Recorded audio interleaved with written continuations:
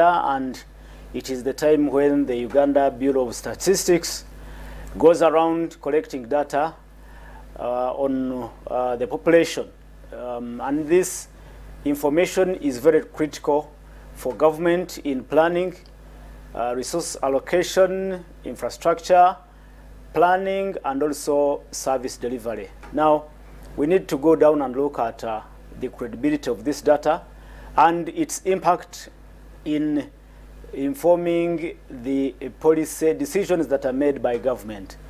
And to do exactly that, I've been joined by Ronald Ochen. And Ronald Ochen is an economist, but he is also a strategist in public finance and macroeconomic research, as well as policy at CSBAG. And CSBAG is in short for Center for Civil Society Budget Advocacy Group. And you are welcome to the Limelight.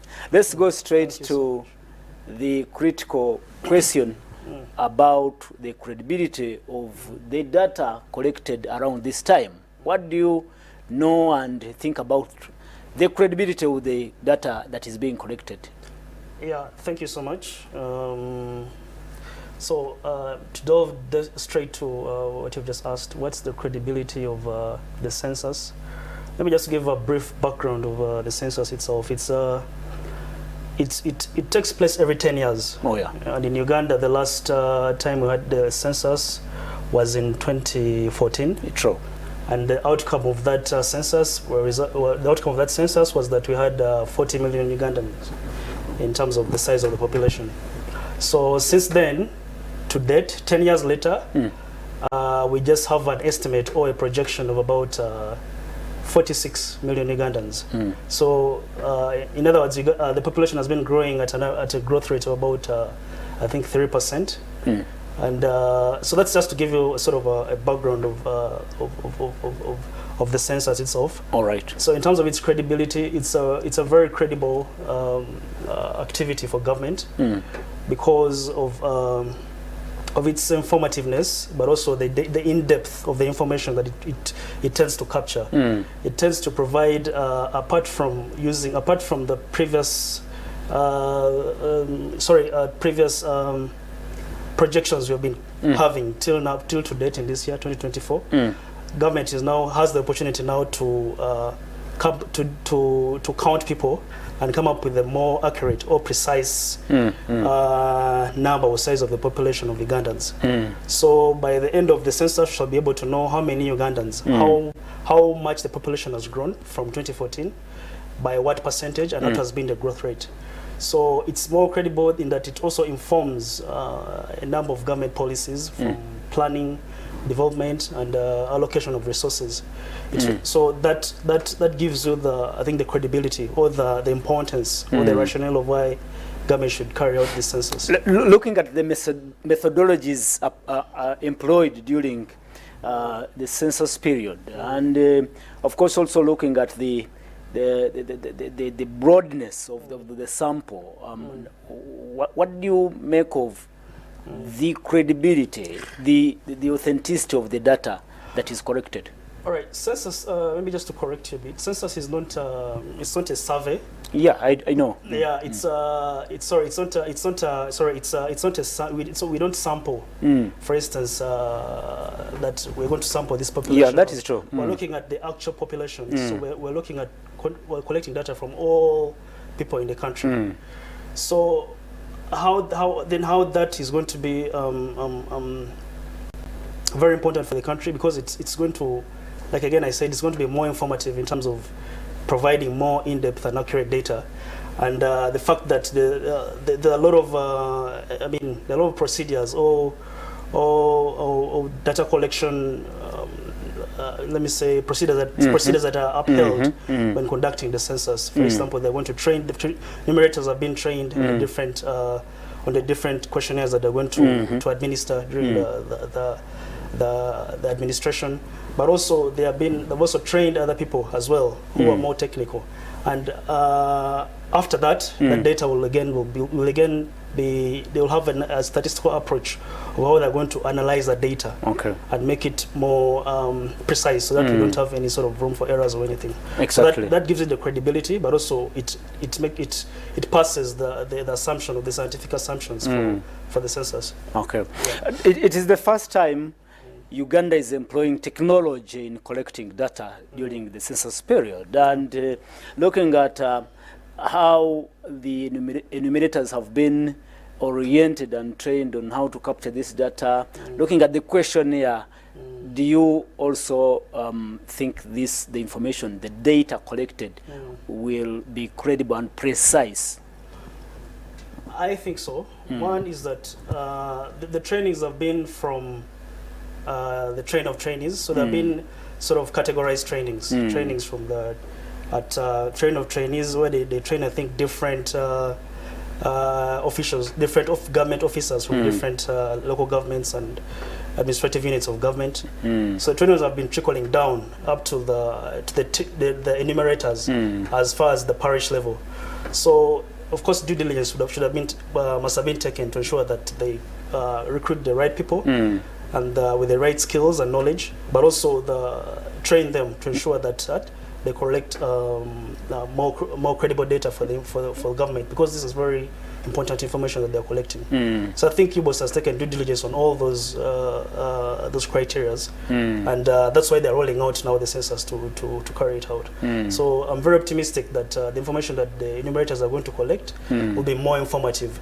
However, of course, where probably they might be able to capture information for everyone in the country, of course there would be, I would like to imagine that they have some sort of a statistical sort of measure to say, okay, if maybe we didn't get this number of people, so we can estimate and say probably this number of people could have been taken care of. Oh yeah. So at the end we shall still have a more credible information and more precise data that will be the outcome of this census. Okay. Let us now go to how this data is put to use. In your experience, because this is not the first time the Ministry of Finance through UBOS is conducting a population census, do you think the data collected really has an impact on the policy decisions made, either during, for instance, the budget period? Do you think so? Of course, yeah, I think so, and I'm more confident in that, because one, you said you can't develop policies or even allocate resources. Let me bring it at a micro level as far as a household, because for you to come up with your budget according to the size of your family. So that's also the metrics that government intends to do. This census is very, very important, that it is coming at a point in time, one, that we're having NDP4. Yep. So that's going to be very, very informative for NDP4 going forward. That they will have now more accurate and precise information, as opposed to what they have been having. Like they've been having projections from since NDP's National Development Plan. The National Development Plan. Yeah, so they will have now more credible information of how many Ugandans are there in terms of the different stratas, like by gender. How many by region, by district, how many are poor, how many are, for example, at household level, how many does each household have, what are the income inequality gaps that are being observed in the country. So that tells you that the essence of the census, but also the credibility of the data that is going to come out, and how government is treating this as something very serious, because it's going to inform their planning processes going forward, but also the policies that they're going to design now, of course, will now be more informed by the information that will be collected, but also the allocation of resources. Because now government will know, for example, this financial year I have to allocate resources to this sector, for example, because my understanding is that this sector probably has been lacking in terms of maybe financing or allocation of resources to this sector. But also it will also inform the macro objective of government, because government will be able to know how many of the Ugandans are contributing to the growth of the economy. Looking at a sectoral level, for example, we'll know how many people in the agricultural sector, in the rural areas, how many are in the services sector, how many how many are employed, how many are unemployed, how many are in the informal sector. So you see the importance of this this activity. So that tells you the rationale, but also the credibility that we've been talking about for this census period, informing government projects, planning, policies, and allocation of resources. Yes. There is a difference between the ideal and the real or the reality. Yes. You as an expert, have you, or do you see correlation in the statistical data that UBOS and other departments collect for use during planning, and the outcomes, the implementation strategies, for instance, in government programs like Myoga, and those governmental programs? Do you see a correlation between those two? I mean, from your experience, not from what it must be the ideal, but what exactly happens. What is the practical side? Let's give a very good example of the parish development model. So one, the government estimated that we have about 39 poor people who should access percent outside the money economy. Yes, who should access the funds. Okay, but now, luckily, government is now going to have the actual information of what percentage of those people are poor actually, and how many are they? Are they really 39, or it's more than 39? Is the other 61 actually 61, or it is less, or it is more? So that is going to be more informative on that. So this census is going to provide more credible information for that program, the parish development model, but also other programs that government is implementing, because government will now use that information to target clearly to target its programs to the citizens of the country. But also, maybe to get back to your question again, whether I see a disconnect or something between the reality, what the reality is. I think the issue then comes to the implementation. Yes, maybe probably government has been budgeting or allocating resources using the estimates, which are okay, which are right estimates actually. They are more precise if you did the metrics and measured it. But maybe the issue why we see probably a variation or a disconnect between the information and the outcomes of government programs, probably it's an issue of implementation. Maybe are they implementing the projects right, or the programs right? Are the finances actually going to the people, so that we see the dividends of those finances in the outcomes of the lives of the people? So that's other issues maybe we could question. But the most important thing is that when they are designing these programs, of course they use the estimates that UBOS has been providing to develop those policies and programs that they've been generating. But now, luckily, we're going to have more accurate information telling us how many people should actually access PDM, and whether we should revisit PDM and say, okay, we need to increase the allocation of PDM because this is the number of people that actually are poor, or this is the number of people that actually are not poor. So it's going to really, for me, I'm very excited, I'm very optimistic about the census and in the data itself, because as practitioners, for us, we speak data, and data is evidence. If you don't have data, you can't really plan, you can't make good policies or decisions without the data itself. It is always after 10 years that we go again to have the census. Do you think that's a good time, or possibly this time period should be shortened to 5 years anyway? What do you think? I don't. I think it's a scientific requirement that a census is carried after every 10 years. It's not just that government's making that the census should be carried out every 5 years or 7 years. It's carried out every 10 years because it's envisaged that by that time, government will have, I think, we will be able to get more credible information or data after a long span of time, as opposed to the demographies would have changed. Yes, we will learn to know that, like the structure. For example, when a child is born, the child looks different. After probably 10 years, we'll see the child looks again different. So that's how also I think that's the analogy I want to use for the census, that the demographics will have changed or tilted after the 10 years, and we want to observe within that 10 years period what has happened and what do we have now. So it also gives it, in other words, it also gives government the chance to plan the resources itself, because it's a very resource intensive activity that government puts into this activity. So it also gives government the time to plan, to ensure that it carries out the census at that period. Yes. Finally, from me, what could be your recommendations as experts in this whole thing of planning at national level?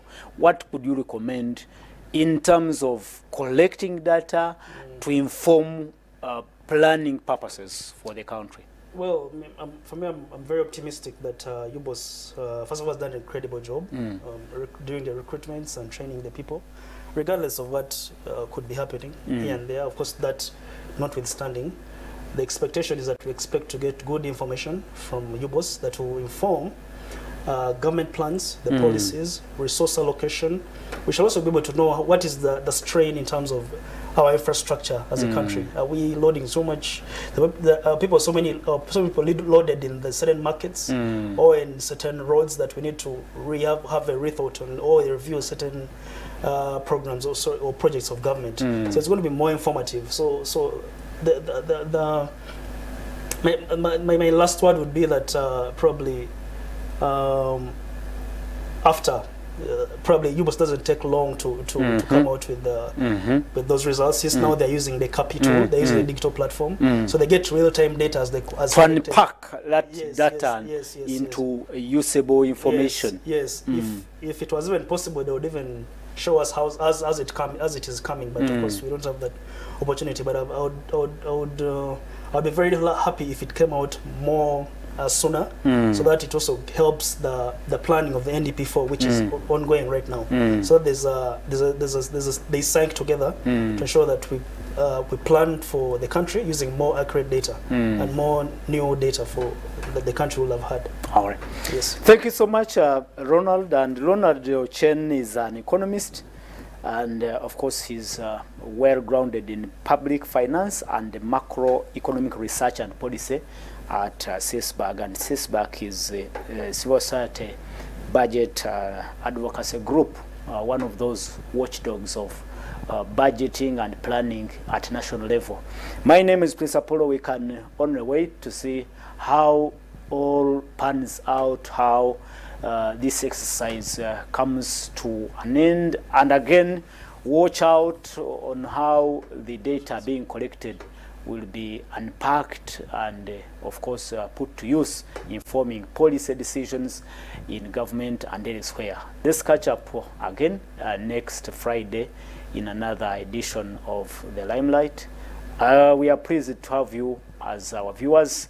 Of course, coming up is MCNG with Pastor Aloysius Subjingo. You don't need to go away, and we can only say stay there, give them the information they need, and again, of course, we wait and hope for a successful exercise. God bless you. God bless Uganda.